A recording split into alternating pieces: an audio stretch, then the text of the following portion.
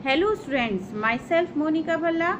बच्चों, आज मैं आपको पाठ जो पढ़ा रही हूँ उसका नाम है स्नेह पगी पाती।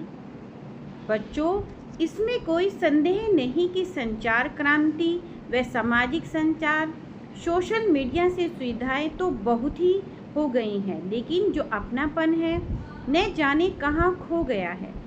जो बच्चों प्रेम भरे पत्र लिखे जाते थे, पर्वों यानी त्योहारों में एक दूसरे से मिलना जुलना आदि जगह आज सबकी ईमेल ने ले ली है, या व्हाट्सएप ने ले ली है, या इंस्टाग्राम ने ली है, ट्विटर है आदि ने ले ली है। इससे समय तो बच्चों जरूर बचता है, लेकिन जो हमारा अपनापन है, अपनत्व की जो भावना है, वो सब खोती जा रही है। प्रस्तुत पाठ में लेखिका ने यही वेदना व्यक्त की है। तो बच्चों, लेखिका को विदेश में रहने वाली उनकी बेटी ने उनकी जन्मदिन की शुभकामनाएं ईमेल के माध्यम से भेजी है। अचानक लेखिका उन दिनों को याद करने लग जाती हैं जब इस तरह की शुभकामनाओं के कार्ड खोजने के लिए वे पूरा बाजार खंगाल डालती थी, अर्थात पूरे बाजार में उसके विषय में सोचती और उसको ढूंढती। कार्ड में अपने हस्तलेख यानी हाथ से लिखे जाने पर जैसे वह अपना कलेजा निकाल कर रख देती थी। आइए इस रोचक पाठ को पढ़ते हैं। बच्चों, हमारी जो लेखिका है उनका नाम है उषा वाधवा। बच्चों, पाठ शुरू करते हैं। जन्मदिन की सुबह मैंने अपना ईमेल बॉक्स खोला तो उसमें विदेश में रहने वाली अपनी बिटिया की जो शुभकामनाएं उसने मुझे भेजी हैं वाला कार्ड मिला। एकदम सही दिन और सही समय। मैं कुछ देर उसे देखती रही और फिर वह कंप्यूटर स्क्रीन से गायब हो गया। मैं अपने माउस की एक क्लिक से उसे दोबारा स्क्रीन पर ला सकती हूँ, चाहूँ तो प्रिंट भी निकाल सकती हूँ, पर क्या उसमें अपनी बिटिया के हाथों का वह स्पर्श महसूस कर पाऊँगी जो उसके अब तक के भेजे कार्डों में महसूस करती रही हूँ। उसने यह कार्ड स्वयं ही भेजा है, अथवा अपनी अति व्यस्त जिंदगी के कारण अपने सेक्रेटरी से भेजने को कह दिया है। यह भी निश्चित नहीं, कार्ड के नीचे उसके स्वयं के हस्ताक्षर तक तो है नहीं। कुछ समय पूर्व तक वह मेरे लिए उपयुक्त कार्ड ढूंढने के लिए बाजार खंगाल डालती थी, अर्थात बाजार में वह उसको खोजती थी। छपी इबारत में भी कमी रह जाती, वह स्वयं जोड़कर पूरा करती थी। अगर मतलब वहाँ पर लिखे हुए शब्दों में अगर लगता है कि वहाँ पर मैं अपने भाव व्यक्त नहीं कर पा रही हूँ, तो वह उसमें स्वयं कुछ पंक्तियाँ लिख डालती थी। इस तरह वह पूरी तरह से भरा कार्ड कभी मुझे जन्मदिन से 2-1 दिन पहले मिल जाता, कभी जन्मदिन बीत जाने के पश्चात, पर वे सारे कार्ड आज तक मेरी अलमारी में सहेज कर रखे हुए हैं, किसी अनमोल धरोहर की तरह। अर्थात जो हमारे लिए बहुत मूल्यवान होते हैं, उस धरोहर की तरह उसको हमने बहुत संजवा कर रखा हुआ है। आजकल वह पत्र भी ईमेल से ही भेजती है। कोई काटा पीटी नहीं, चीज़ों की कोई गलती नहीं, अर्थात किसी प्रकार की कोई मिस्टेक नहीं है। एकदम साफ सुथरे। उसे पत्र लिखने का हमेशा से ही शौक रहा है। लंबे लंबे रोचक ढंग से लिखे पत्र।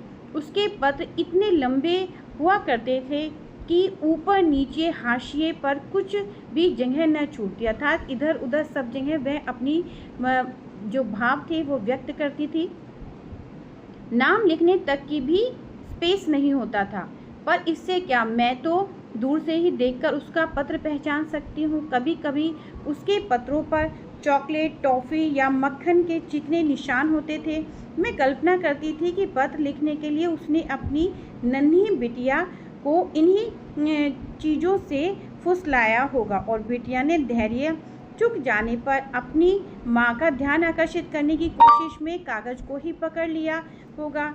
मैं उन निशानों पर अपना हाथ स्नेह से फिराकर उन गदगदे हाथों का स्पर्श महसूस करने का प्रयत्न करती, अर्थात बच्ची के मालूम बहुत ही हल्के और चिकने हाथों को अपने आप महसूस करती। हाथ से लिखे उन पत्रों में लिखने वाले हाथों का स्पर्श हुआ करता था, मिठास और गर्माहट होती थी। बहुत कुछ अनलिखा भी बाँच लिया करती थी, अर्थात अगर कुछ नहीं भी लिखा तो उसे भी महसूस कर लेती थी। हाईटेक जीवन शैली के युग में स्क्रीन पर उभर आए उन शब्दों की चाहे तो मेल पढ़ लो, चाहे समाचार पत्र, दोनों ही सिर्फ संदेहवाहक होते हैं।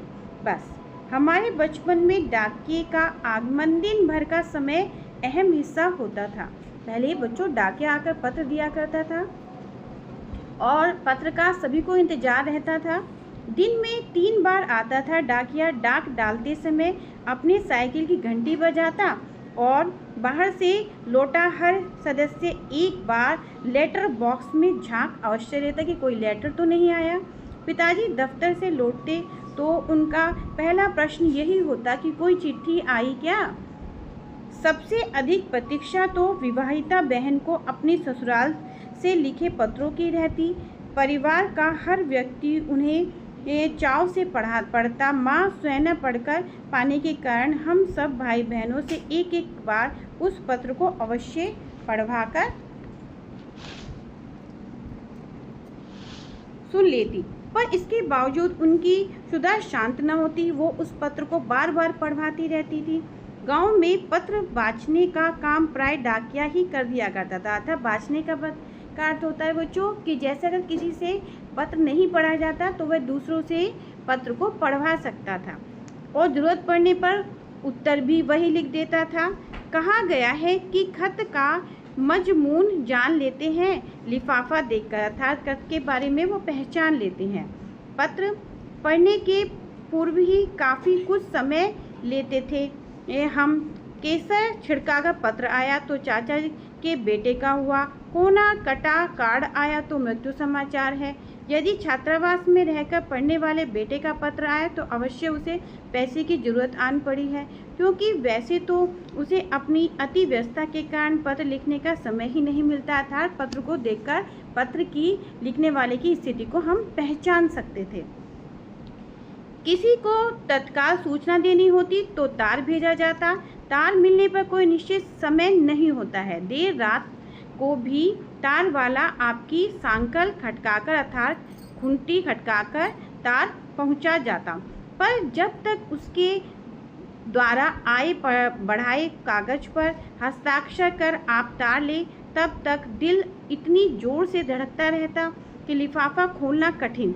घर के अन्य सदस्य भी घेरे खड़े रहते। सबके चेहरे पर एक ही भाव था, क्या हुआ, क्यों। ऐसे तार प्राय दुखद समाचार के ही होते हैं। हाँ, विवाह, पुत्र जन्म इत्यादि के मुबारकी तार भी हुआ करते हैं, पर वे तो ऐसे अवसरों पर नहीं आते रंग बिरंगे फूलों वाले। इन तारों के नंबर निर्धारित थे, अतः अवसर विशेष पर आए उन सभी इबारत एक सी रहती। बस प्रेषक का नाम ही मायने रखता। जब से सुना है कि तार भेजने का महकमा समेट दिया गया था, अब तार नहीं भेजे जाते हैं, लगता है जैसे अपनी कोई एक प्रिय वस्तु ही खो गई है। टेलीफोन ने पहले तो तार का स्थान पकड़ा था, अब तार नहीं भेजे जाते। अब सब जगह क्या होता है बच्चों, टेलीफोन करके सबको बता दिया जाता है। आपके घर में नहीं है तो आस पड़ोस में तो होगा, अतः आवश्यक सूचना वहीं से दे दी जाती थी। धीरे धीरे टेलीफोन की संख्या और प्रभाव बढ़ने लगा। हर घर में टेलीफोन है, उठाओ और बात कर लो। उत्तर भी संग ही मिल जाता। यह संदेह नहीं रहता कि तार अथवा पत्र पहुंचा कि नहीं। मोबाइल ने आकर तो क्रांति ही कर डाली। जब से मोबाइल आए हैं तो उसने तो हमारी हर समस्या का समाधान ही कर दिया है। विश्व के किसी भी कोने में अगर हम बैठे हुए हैं, अपनी स्वजन अर्थात अपने रिश्तेदारों से आसानी से 24 घंटे जुड़े रहते हैं और उनसे हम बात भी कर सकते हैं।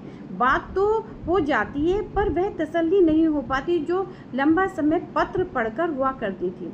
विदेश में बसे बेटे का फ़ोन आता है, माँ कैसी हो, सब ठीक है बेटा, और तुम कुशल में हो, खबरों का आदान प्रदान हुआ और बस टेलीफोन रख देने के बाद याद आता है, फलो बात पूछना तो भूल ही गई, यह बात तो बतानी ही रह गई। अनेक बातें घुमड़ रहती थी मन में, घर जाकर भी वहाँ जितनी हम बातें मन में रखते हैं वो सारी बातें हम टेलीफोन पर नहीं कर पाते। जो पहले पत्र थे उसमें हम अपनी सारी बातों को लिख देते थे। अनेकों बातें घुमड़ रही थी मन में, पर चाहकर भी वो कह नहीं पाए। कितना कुछ तो रह गया भीतर ही, चलते मीटर के आगे कोई कितना बतिया पाएगा। अर्थात जो टेलीफोन का मोबाइल का बिल आता है उसके सामने सोचते हैं बहुत शॉर्ट बात हम करें, और पत्र में हम कितनी ही लंबी बात करके अपनी बातों को, अपने भावों को व्यक्त कर सकते हैं। कहाँ बता पाई, जितना था मीटर वो बढ़ता जा रहा था, इसलिए बात थोड़ी कर पाई। कल पप्पू की बारात कितनी धूमधाम से निकली थी, कितनी ही तो आतिशबाजी हुई थी, कैसे कैसे तो पकवान बने थे, नहीं बता पाई। यानी अपनी जितनी भावनाएं थे उसको हम नहीं बता पाते। मन कल से बहुत उदास है, अकारण ही, अर्थात अकारण का अर्थ होता है बिना किसी कारण। पर आज की पीढ़ी तो दौड़ती भागती जिंदगी में पत्रों का कोई महत्व ही नहीं समझती, उसको स्थान ही नहीं देती। तार अथवा तार वाले देखे ही नहीं उन्होंने। एक दो पीढ़ी बाद के बच्चे डाकिया डाक आया गीत सुन माता पिता से पूछेंगे, माँ डाकिया कौन होता है। सच है, प्रगति जब तेज रफ्तार से आगे बढ़ती है तो बहुत कुछ किनारों पर धकेलती चली जाती है। ऐसे ही किसी किनारे पर छूट गई है इस बार स्नेह पगी बातें भी। धन्यवाद बच्चों।